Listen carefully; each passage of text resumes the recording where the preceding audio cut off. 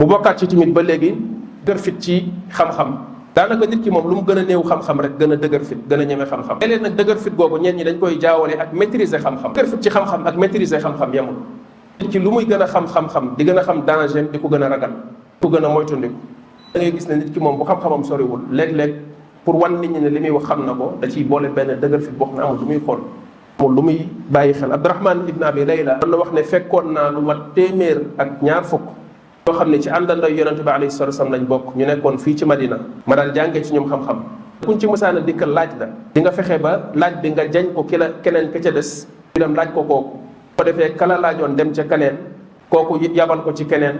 laaj bi di wër ba dellusiwaat ci këñ njëkkoon laaj. ku ci nekk yaa ngi doon bébét sa mbokku jullit tontu ci sa place pour yow nga bañ a tontu ndax ragal gi ñu ragaloon di wax ci lislaam. moo tax ci jamono yooyu da ngay gis daawuñ sax ñemee di wax naan mbir dagan na mbir xaram na dañ ko daan moytu li suñu borom subhanahu wa taala naan wala taqulu lima tasifu alsinatukum alkadiba hada xalaalun wa hada xaraamun li taftaru ala allahi alkadib dugu leen di wax loo xam ne ci seen i làmmiñ yéen ay nekk di melal ay mbir naan dagan na wala xaraam na di wax di ko jëmale ci yàlla te li ngeen di wax dëgg du dëgg mooy dëppoowul ak li yàlla daganal wala li yàlla xaraamal. pour bañ a tàbbi ci loolu daan na tax kenn si ñoom tegtal buy xaraamal dara mais comme moo sukkandiku ci tegtal bi am ci dégg-déggam naan mbir de yéemu ma wala mbir de sib naa ko su ma sañoon nit ñi duñ ko def baat yooyu la ñuy jëfandikoo wala li ma gis ci mbir mi mooy lii mais wax ne yàlla moo def lii wala yàlla moo xaraamal wala moo daganal loolu daawuñu ko def dañ ko daan moytandiku bu baax. léegi nag da ngay gis ku mel ne man mu jël dégg-déggu boppam bu gàtt sukkandiku ci interpréter texte bëgg cee imposer nit ñi loo xam ne day mel ne wax yu bu jóge ci asamaan ba àttan ci sax di yéefaral ay nit wala di àtte ci ñoom ne dañoo réer ci loo xam ne simple dégg-déggam la moom dégg-dégg boppam. te kilifa yi jiitu woon ci lislaam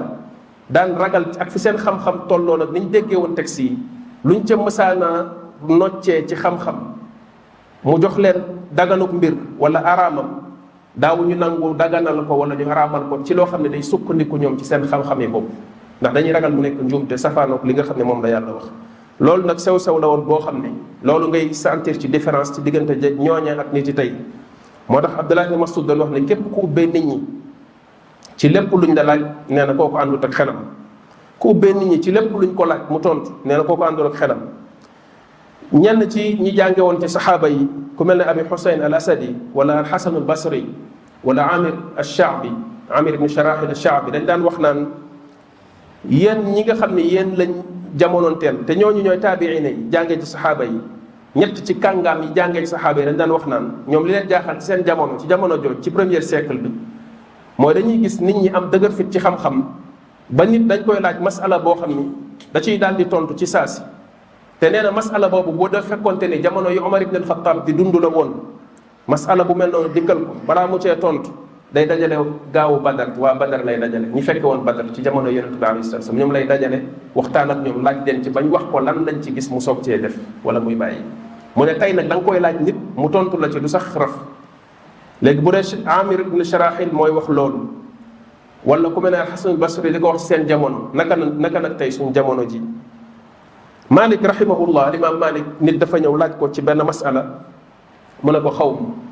ak bëri woon lu mu koy wax mu ne ko laa adri li nga ma laaj ni mënu ma la koo tontu kon nit ñi am na fu ñu ko teg te xam nañ xam-xamam ak dayoom kooku di insister ne ko al masalatun xafifatun sahla ne ko masala bu oyof la comme léeg-léeg bu ñu la woowee téléphone wala ñu yónnee la ay audio liñ dee wax dama amoon fi benn masala bu ndaw rek masala du ndaw ne ko masala bu oyof la masala bu ndaw la dama bëggoon boo ma ko tontee ma àggee ko buur bi ndax waa ji dafa nekkoon autorité kon kilifa la waaye loolu yëpp influence wul Malik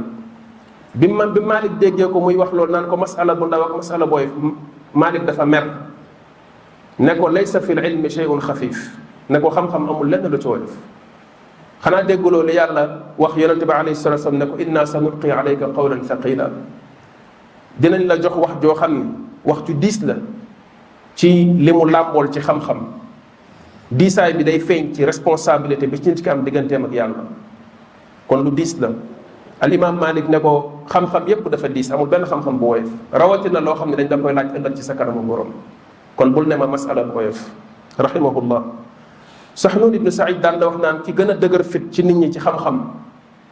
gën ci ñeme ay tontoog xuus ci ay masala nee na mooy ki ci gën a néew xam-xam